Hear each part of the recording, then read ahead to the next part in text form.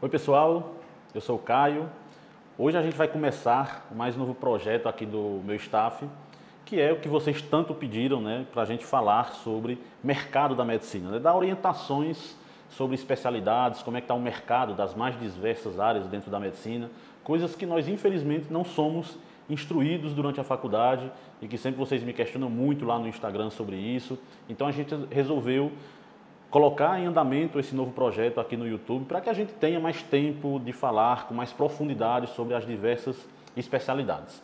E hoje, para dar início, a gente vai começar a conversar hoje com meu amigo aqui, Edinaldo Júnior, tá? Que é radiologista, trabalhamos juntos durante bastante tempo, um dos melhores ultrassonografistas que eu já vi, à beira-leito, e vai contar para a gente hoje aqui o que é que ele acha sobre a especialidade dele, né, a radiologia. Fiquem muito atentos. Ele é super preparado, tem uma visão muito dinâmica sobre a especialidade e vai nos dar aqui os caminhos, né? Vai dar os caminhos a vocês para quem quiser seguir por essa especialidade. Edinaldo, cara, muitíssimo obrigado por estar aqui, pela disponibilidade de tempo. Vamos conversar aí com o pessoal, né? Valeu, Caio. Obrigado. Prazer estar aqui, participar do seu projeto. Já tinha sido convidado outras vezes, mas agora deu. Deu certo. Agora bateu a agenda, né? Pessoal, o Edinaldo ele é radiologista, ele na verdade terminou a faculdade de medicina na Universidade Federal da Paraíba, tá? E fez radiologia na Escola de Saúde Pública do Ceará. E é uma coisa também que a gente sempre vai tentar trazer aqui para vocês, é tentar trazer gente que fez especialidades, fez faculdades espalhadas pelo país. Então, próximos vídeos haverá um cardiologista que fez residência no Dante Pazanese, por exemplo, uma dermatologista que fez na USP, um emergencista que fez em Porto Alegre, para que além de conhecer a especialidade em si, vocês consigam também saber ali minimamente como é que funcionam as residências e esses cursos espalhados pelo Brasil, que a gente sabe que é de modo muito heterogêneo, né? Mas Edinaldo, cara, para começar, eu queria que tu falasse um pouco como é que foi o início de carreira. Eu sei que você, quando se formou, você trabalhou um pouco, né, antes de ir para a residência. Como é que foi esse início assim? Eu pergunto isso porque muita gente tem essa dúvida, né? Vale a pena trabalhar um pouco antes de ir para a residência ou é melhor ir direto? Eu sempre respondo, o meu ponto de vista, pessoalmente, é que vale a pena trabalhar um pouco para que você mude ali, você sai da faculdade muito imaturo com algumas coisas, né? Como é que foi esse início e se houve uma mudança na tua especialidade durante esse período? Caio, a gente pensa semelhante com relação a esse período, início de carreira, né? Final da faculdade, início de carreira. Na minha concepção, eu me formei em 2011, né? Já há muito tempo atrás, né? E trabalhei durante um pouco mais de 3 anos. Né? Na realidade, muitos fatores influenciaram para isso, sabe? Óbvio que tem uma influência das condições financeiras, condições sociais da época, né? Que a gente entende que fazer residência exige que você tenha um curso, tenha uma preparação, se dedicou muito àquilo ali, e na época não era uma coisa que era da minha realidade. Então foi um pouco imposta, mas também acabou sendo uma opção. Eu queria ter essa experiência, né? Não era só uma questão financeira, era uma questão que eu achava que seria importante para mim, apesar de ter tido feito um curso que eu acho muito completo, uma universidade muito boa. É diferente, o mundo real, você sabe muito bem disso, ele é diferente. E trabalhei nos mais diversos hospitais, né? Pequeno, médio porte, grande porte, e acho assim, foi uma experiência muito válida, muito válida. A gente acaba vendo de tudo, tendo outra visão completamente diferente do mercado e da carreira médica de uma maneira geral. E eu digo para você, foi assim, acho que 90% nesse período meu de trabalho foi o que influenciou na escolha da minha especialidade, para o bem e para o mal. Para o mal que eu falo é eliminando outras opções que porventura passavam pela cabeça e fazendo com que eu decidisse pela imagem, né? Então acho assim, óbvio que cada um tem sua realidade, mas eu acho muito pouco provável que alguém saia da faculdade com esse sentimento de que eu sou verdadeiramente médico sem ter sentido isso aí.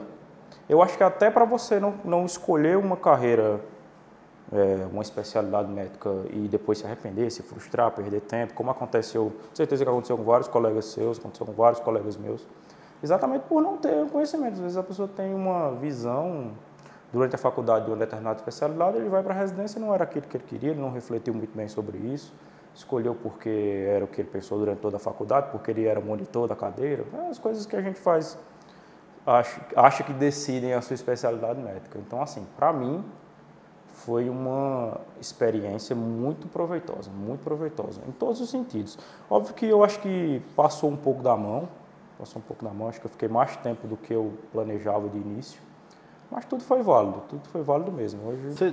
Você mudou a especialidade, porque é outra coisa que eu converso muito com meus alunos, né, com os seguidores, e o pessoal sempre tem essa dúvida, né? E sempre que eu converso assim, a grande maioria do pessoal vinha na faculdade pensando uma coisa e aí vai para o mercado e muda completamente. Eu, por exemplo, comecei, durante a faculdade inteira, queria neurocirurgia.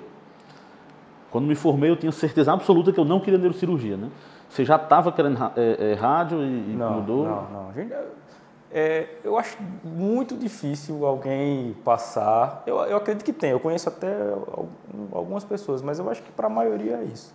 Eu pensava obviamente, você quando entra na faculdade, você tem aquela sua visão do que é o médico, de que é o médico que você quer ser, tá? E hoje eu olho para esse médico que eu queria ser no primeiro período e não é absolutamente nada a ver com o que eu sou hoje. Não que eu tenha me frustrado com isso, mas é porque realmente era uma outra pessoa, uma outra visão do que é a medicina.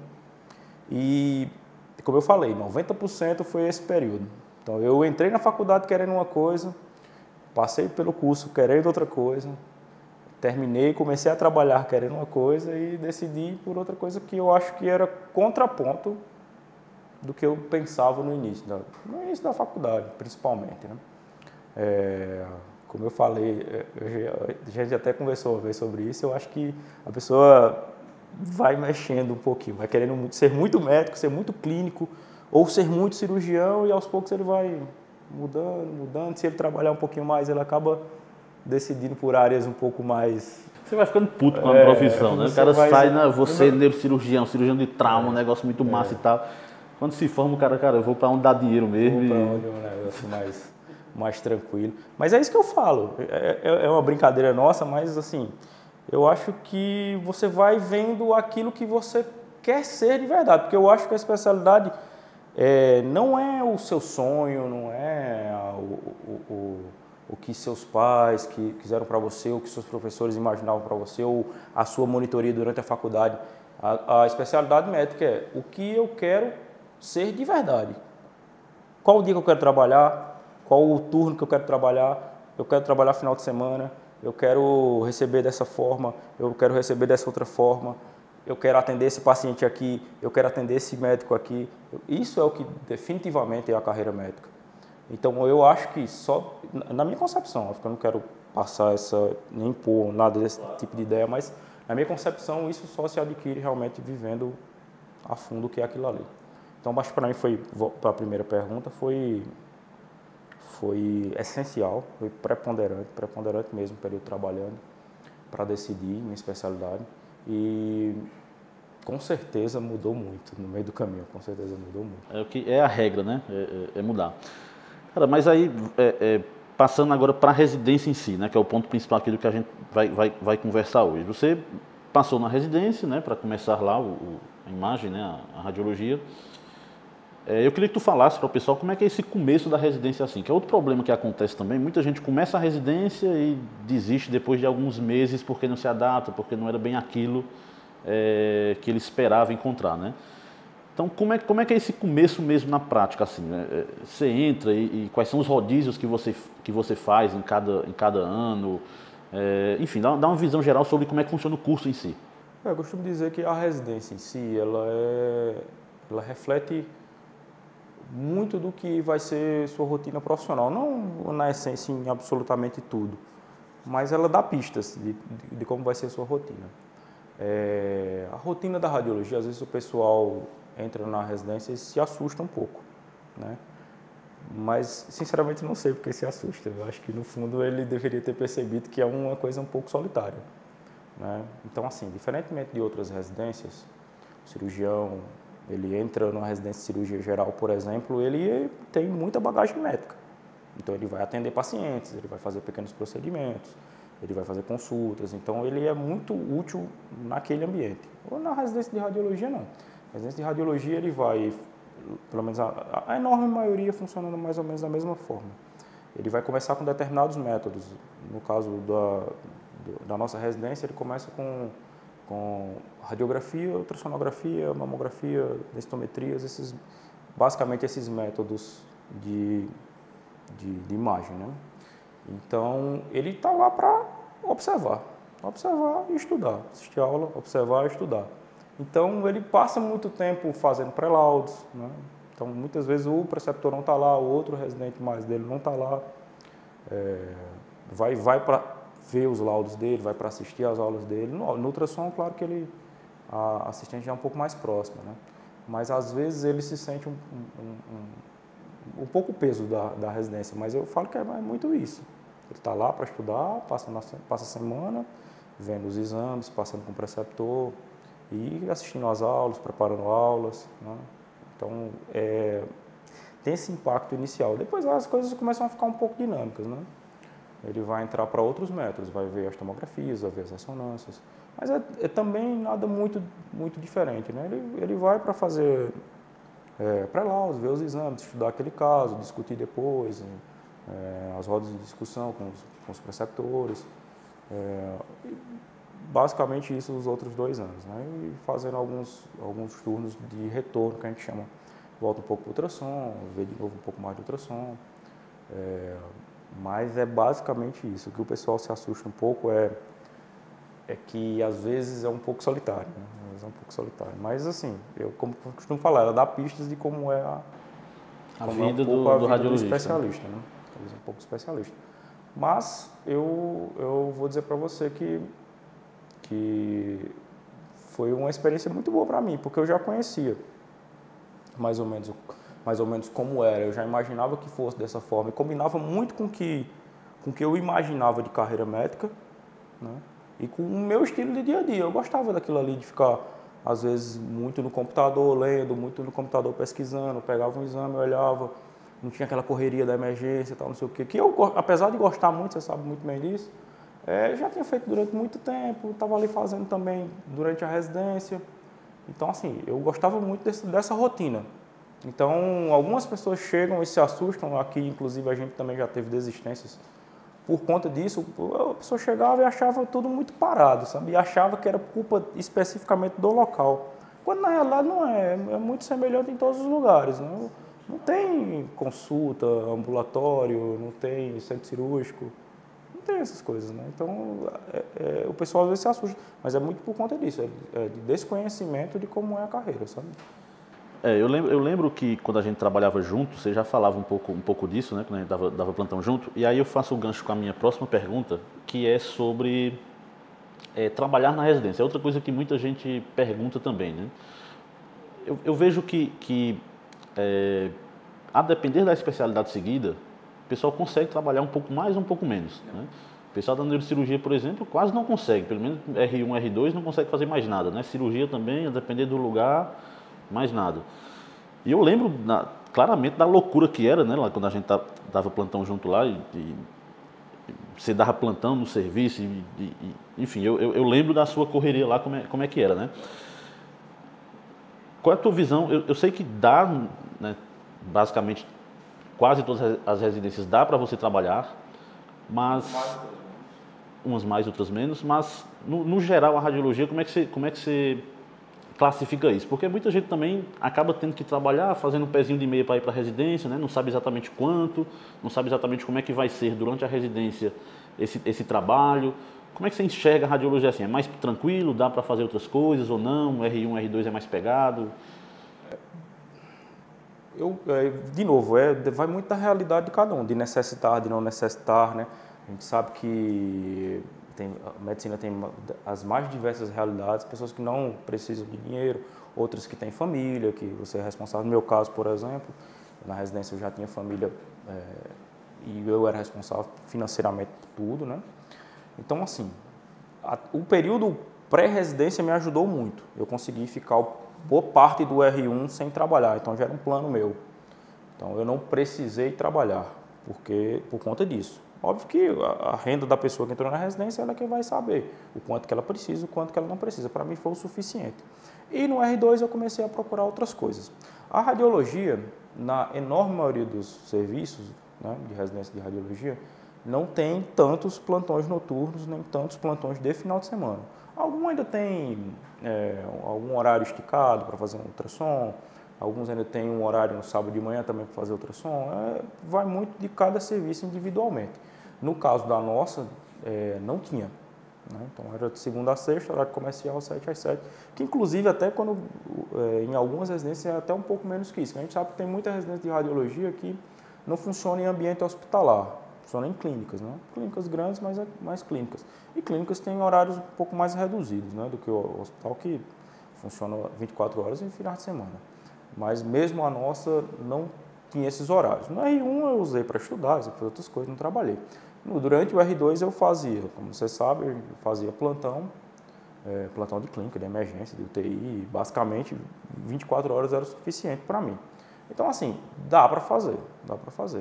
24 horas, só para deixar claro, semanais, né? Semanais. 2 plantões de 12 ali divididos. 2 plantões de 12, às vezes quebrava 6, a maior parte das vezes. Então era o suficiente. Eu fazia um sábado, fazia uma noite durante a semana e ficou muito bom para mim. Foi financeiramente muito bom mesmo, porque assim, eu não trabalhei com nada da especialidade até final da R2, uma coisa do tipo. Então, acho assim, a maioria das residências, a maioria dos cursos de radiologia dá para fazer. Óbvio que você vai pegar outras residências de geral, neurocirurgia, que tem horários estendidos durante a semana, que tem plantões da própria residência. Então, assim, acaba ficando complicado dele pegar 2, 3 plantões. A gente sabe que a maioria faz. Então, assim, acho que a radiologia nesse quesito aí é um dos mais tranquilos. Depois, R2, R3, você vai fazer muita coisa da própria residência, né? Você vai terminar o R2, você já sabe fazer ultrassom, a enorme maioria dos tipos de ultrassom, então você vai ter super tranquilidade para fazer e vai ter as ofertas, fazer alguma coisa, às vezes até dentro da residência, nas clínicas. Foi o que aconteceu comigo. Do próprio R2 final, eu já comecei a fazer alguma coisa da própria residência. Não era muito tempo, muita coisa, mas já você começa a se inserir um pouco no mercado durante esse período. Né? Então, para mim, foi essa sequência. R1 sem trabalhar, R2, R3 eu... Você falou uma coisa interessante, que é essa coisa de você já usou a residência como um gancho ali para ir entrando. Né? É outra coisa que eu falo muito também para o pessoal, que é o seguinte, você fazer residência em outra cidade, né, você quer ficar numa cidade X, você fazer residência numa cidade Y, você vai ter uma dificuldade maior de se inserir naquele mercado ali, porque você não conhece, né? Durante a residência você vai tendo ali fazendo um networking, vai entrando, vai fazendo seu nome e tal, para fazer isso. E você teve essa oportunidade, né, com o pessoal, com os chefes do serviço, foi entrando. Mas hoje, dando uma dica assim, porque a gente sabe que a maioria do pessoal vai realmente para fora da sua cidade para fazer residência, né? Geralmente grandes centros, São Paulo ainda concentra as principais residências do país, em radiologia um ou outro centro se destaca. Mas se você, olhando para trás, os erros assim que você cometeu e tal, se você tivesse feito residência fora e tivesse chegando numa cidade agora, qual era o caminho que você seguiu? O que é que você daria de dica assim para o pessoal? Cara, vai por aqui, vai por assim, não comete isso porque vai ser um erro. Olhando para cá, eu concordo plenamente. Eu acho que não só pelo meu caso, mas de inúmeros casos que a gente já conhece, né? Que isso é sabido. Fazer residência no local onde você pretende viver, morar, trabalhar, faz toda a diferença. Óbvio que não quer dizer que você vá para um local que você não tenha tanto conhecimento, não tenha tanto network, você não vai conseguir. Claro que vai conseguir, inevitavelmente, mas é mais difícil. Você vai conhecer, as pessoas vão te conhecer, você às vezes entra por um caminho errado, que um serviço que não tinha progressão, acabou que não tinha tanta oportunidade. É difícil. Aliás, acaba ficando um pouco mais complicado de fazer. O conselho que eu dou é, se puder fazer essa escolha, na minha opinião, é o melhor dos mundos. Para mim funcionou bem. Hoje fazer onde você quer se estabelecer. Para mim funcionou muito bem. Óbvio que assim, eu sou daqui, fiz faculdade em outro estado, mas minha família é daqui da região. E fazia todo sentido. Eu já tinha esse suporte, de certa forma, mas eu não conhecia nada, absolutamente nada do mundo médico daqui. Dos profissionais da radiologia, quase ninguém mesmo. Então, assim, foi durante a residência mesmo. Hoje,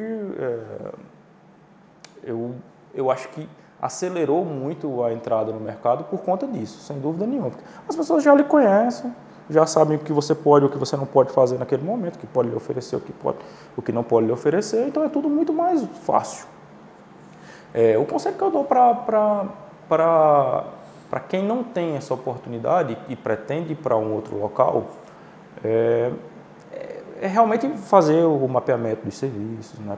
Conhecer quem são as pessoas que contratam, as pessoas que são os proprietários do serviço, onde é que você pode entrar no serviço público, onde é que você pode entrar no serviço privado, tentar conversar com o pessoal também que está chegando junto, né? Que a gente sempre sabe que chega gente de outro lugar que já tem conhecidos aqui, né? Então esse pessoal vai entrar também junto com você, mas conhece outra pessoa. Eu dou esse exemplo porque quando eu comecei a trabalhar não na residência, mas logo que eu me formei, o primeiro local que eu fui trabalhar, eu comecei por conta disso. Era um amigo meu da faculdade e ele ia para esse hospital e a gente foi fazer o CRM junto e ele... cara, mas eu estou indo lá na cidade para fazer... o pessoal vai me dar um plantão. Vamos lá comigo? Vamos lá comigo, era 2 vagas para o plantão e eu acabei ficando. E foi um lugar que eu trabalhei durante 3 anos. Então, assim, tem essa ajuda também. Mas o principal conselho se você puder fazer a escolha e optar por um local que seja sua opção depois de moradia, de construir carreira, sem dúvida nenhuma facilita bastante. Então, basicamente você, depois da residência que voltar, tentar fazer esse networking aí, esse conhecimento que você não teve a oportunidade, né? Possível. Porque a gente tem sempre a impressão de que o currículo vai falar tudo de cara. E muitas vezes ele não fala tudo de cara, sabe? Ele não fala tudo, óbvio que tem um peso grande, né? Tem um peso grande, mas ele não vai ser conhecido de cara só por causa daquilo ali, não. Entendeu? Às vezes você vai chegar lá e em determinado local e não tem ainda oportunidade. Né? Cara, e mercado assim, falando no geral, né? Não especificamente sobre quem está começando, quem está pensando em fazer, mas eu queria muito ver tua visão sobre como é que você enxerga o mercado de radiologia nesse momento. Quem está pensando em fazer radiologia, né? O que é que ele vai encontrar? Vai encontrar facilidade, a depender, óbvio que isso depende muito da maturidade da cidade, né? Cidades maiores vão ter mais dificuldades por ter um corpo clínico mais bem formado, cidades menores talvez tenham espaço, embora não tenham tanta estrutura para fazer exames mais sofisticados. Mas o mercado em geral, como é que tu enxerga isso? Assim, há espaço para surgimento ainda de grandes ganhos financeiros na radiologia? Ou é um mercado que já está em queda? Passa um pouco dessa tua visão. Cara, assim, eu acho que o ganho financeiro é muito relativo. Eu posso achar muito um determinado valor, você pode achar muito outro determinado valor. O colega que está assistindo achar que o que a gente pensou, metade é muito. Então, isso aí é muito relativo.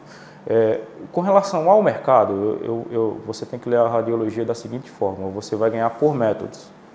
Certo? Você faz ultrassom, você faz tomografia, você faz ressonância, você faz raio-x, você faz densitometria, enfim, os mais variados métodos, e você não é o proprietário do meio de produção daquele método. Você só vai prestar seu serviço de laudo, né?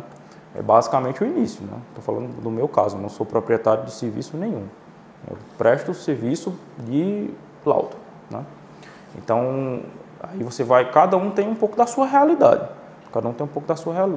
A radiologia está passando por uma mudança, se antecipando ao que vai acontecer com muitas especialidades médicas, a gente, algum tempo atrás, começou a discutir fortemente a telemedicina. E por conta da pandemia, a telemedicina acabou sendo mais discutida ainda, né? Outras especialidades se anteciparam porque era necessário, né? E a radiologia tem uma aptidão natural para se fazer telemedicina. Então a gente está passando por essa mudança. Hoje o telelaudo é muito forte, né? É muito forte em todos os lugares.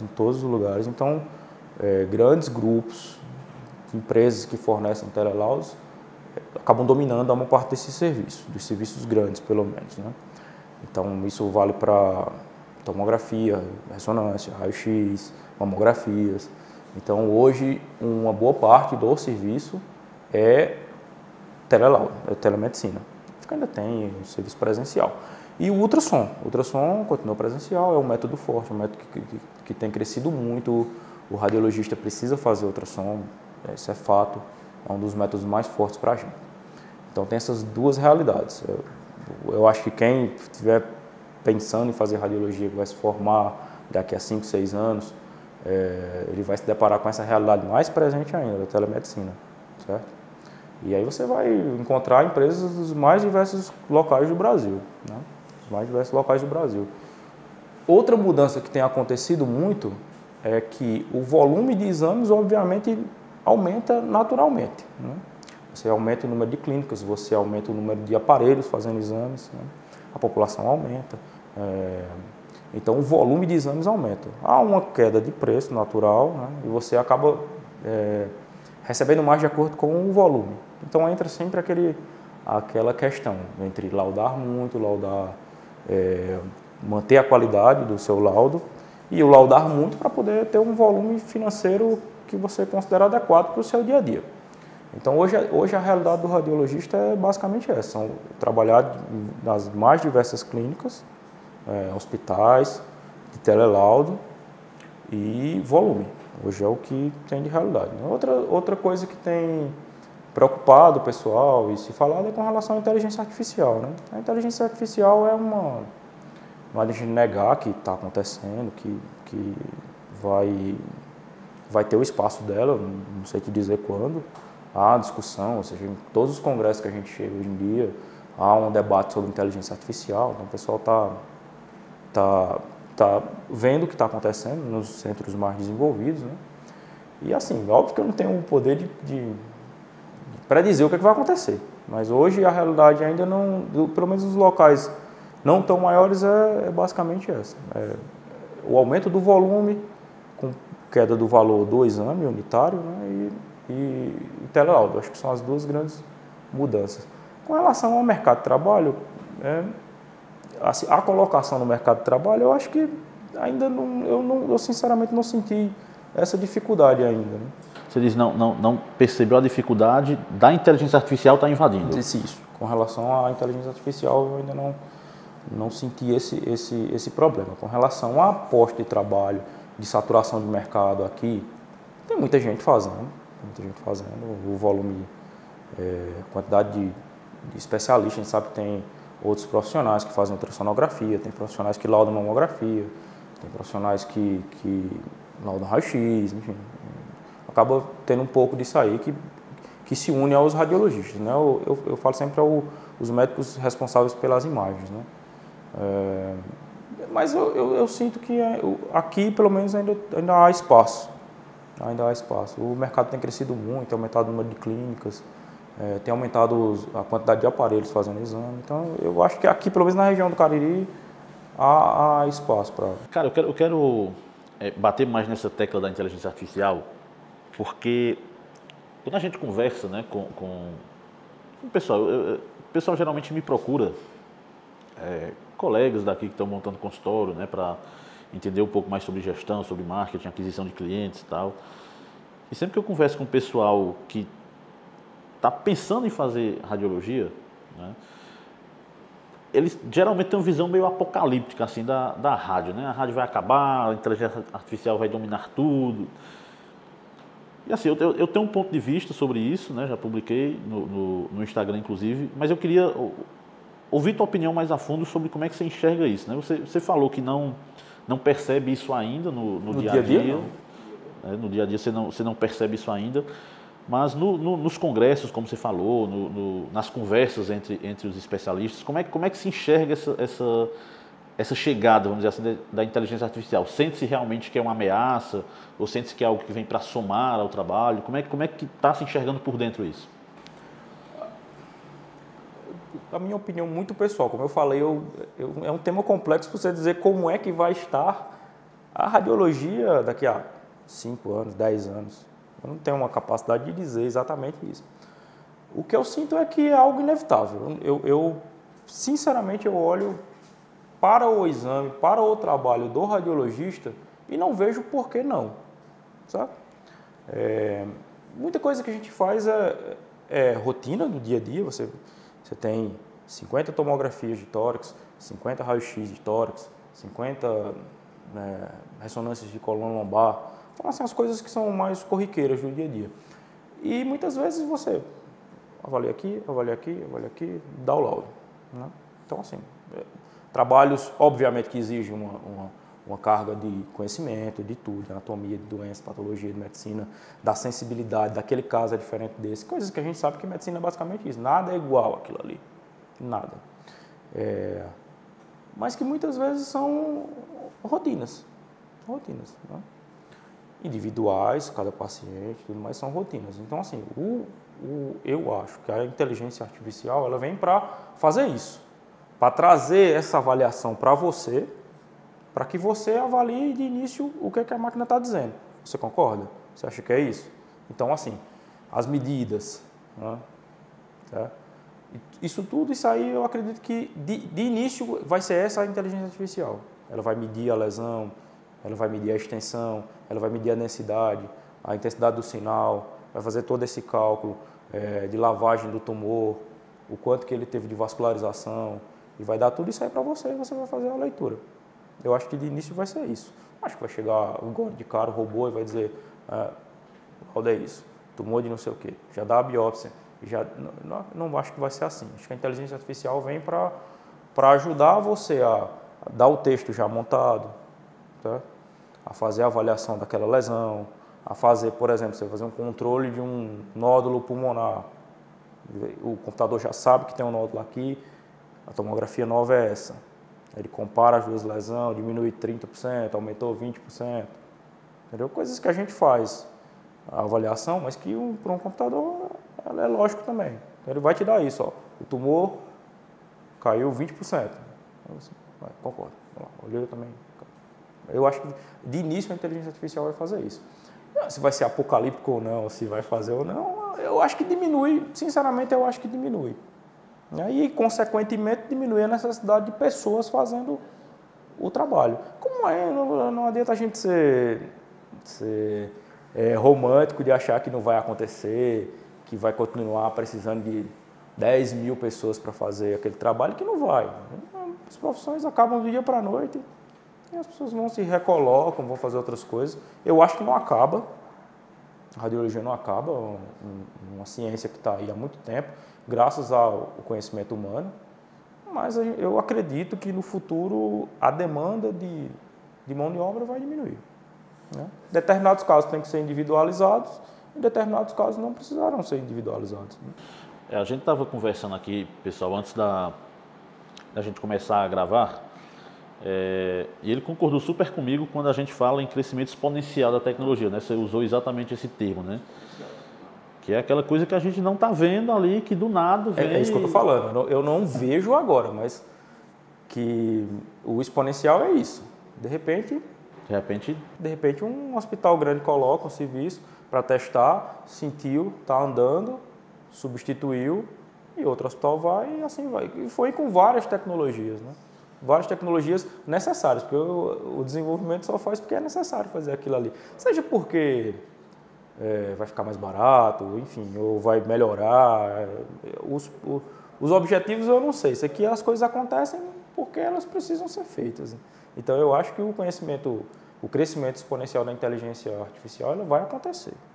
Ela vai acontecer. Como estará a radiologia, como estará a necessidade de mão de obra, é isso que eu não tenho capacidade de predizer, né? Vai daquela coisa de o que é que vai pesar mais a balança, né? O acesso, porque querendo ou não, essas tecnologias elas barateiam muito os exames, né? Então a gente acaba tendo um aumento também da quantidade, a partir do momento que você torna mais acessível essa tecnologia para a massa, mas ela por outro lado também aumenta muito a produtividade, né? Então você acaba precisando de menos radiologistas para desempenhar o mesmo trabalho ali. Exatamente. Que como você disse, né? Se a inteligência artificial ela já mede o tamanho do tumor ali, uma tomografia que você levava 5 minutos para laudar, você vai levar agora 30 segundos, né? Então tem esse quesito. E aí, cara, para a gente encerrar, acho que a gente passou por todos os pontos aqui. Queria só que tu falasse brevemente sobre qualidade de vida na radiologia. Né? Outro peso que muita gente pergunta, né, sobre as especialidades é como é que é a qualidade de vida em determinadas áreas. Óbvio que a gente sabe que qualidade de vida é uma questão de escolha pessoal. Né? Você pode ser neurocirurgião e trabalhar só um dia na semana. Né? Não sei se tem algum louco que faz isso, mas você pode fazer. Não conheço nenhum. Ou você pode até ser médico de família e comunidade e ter um lixo se você ficar dando plantão em outros serviços. Então é muito variável essa qualidade.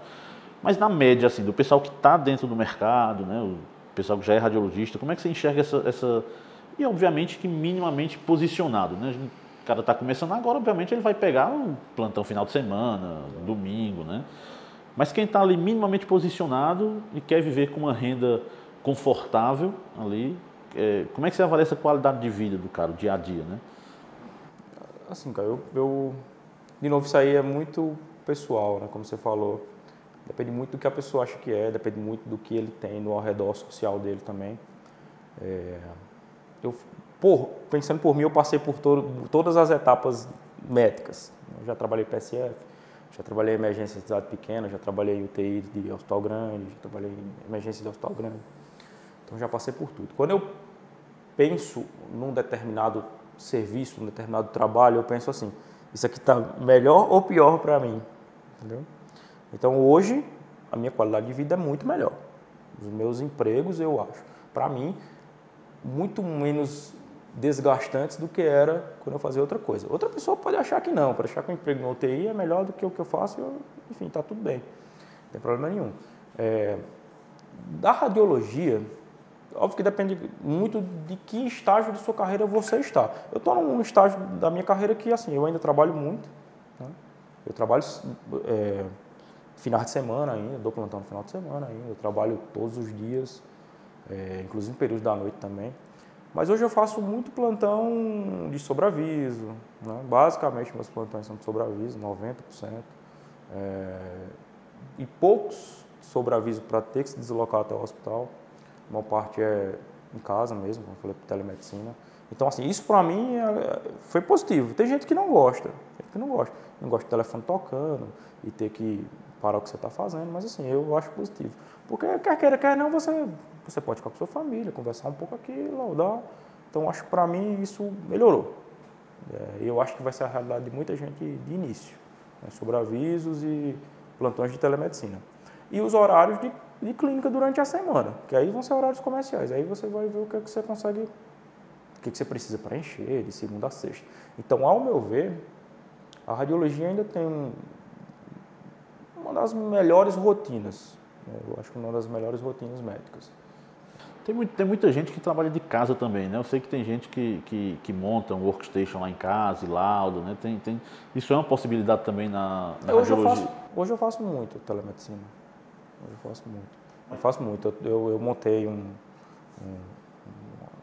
lugar na minha residência para fazer isso, né? Um computador, uma internet boa, uma tela de qualidade melhor para você fazer. Então, eu tenho um lugarzinho meu para laudar. Isso é acessível ao radiologista geral ou fica realmente... Eu acho que vai ser mais acessível ainda. Como eu falei para vocês, eu acho que esses grandes grupos, eles estão dominando os outros serviços, né?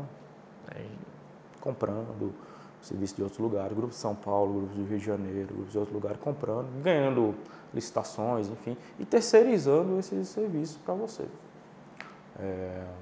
Então, acho que vai ser uma realidade. Quando você fala, então, plantão de sobreaviso, você precisa efetivamente ir até o hospital? Tem as duas situações, né? Eu dou plantão de sobreaviso que eu tenho que me deslocar até o hospital, né? E tem um plantão de sobreaviso que eu posso resolver em casa. Mas aí seria mais tomografia e ressonância, né? Você precisa ir quando é um trabalho mais braçal, um ultrassom eventualmente? Uma parte das vezes. Né? Mas tomografia também. Por exemplo, do Regional do Cariri, mesmo a tomografia... Você precisa estar lá. Entendi. Não, acho que vai ser uma realidade mais comum para os radiologistas isso aí. Salvo... Eu sei que tem gente que trabalha totalmente em casa, né? Assim, tem gente que eu acredito que é possível. Hoje em dia, totalmente possível. É impossível. Bom, pessoal, é isso. Conversei aqui, vou dar uma de Jô Soares aqui. Eu conversei aqui, que não tem a plateia, né, para fazer aquele ar. Conversei aqui com o meu amigo Edinaldo Júnior, radiologista. Espero muito que tenha ficado claro, que tenha esclarecido um pouco mais sobre a especialidade, sobre a radiologia, para quem estava na dúvida, pensando aí se vale a pena seguir pela carreira, né? Ele falou um pouco aqui sobre a residência. Se você tiver alguma dúvida, algum comentário adicional, manda aqui deixa aqui nos comentários, clica no joinha, tá? Fazer aqui o que todo mundo pede no YouTube, né? Começando a me acostumar aqui no YouTube. Então comenta, se inscreve no canal, clica no joinha. A gente vai fazer isso várias vezes, como eu disse, tá? A gente vai trazer gente das mais diversas especialidades para conversar com vocês, sempre dessa maneira, muito voltada para a prática mesmo, no dia a dia, o que é que você encontra. Então fica ligado, a gente sempre vai estar avisando aqui pelo YouTube e também pelo Instagram, tá bom? Muitíssimo obrigado para você que chegou até aqui e até a próxima.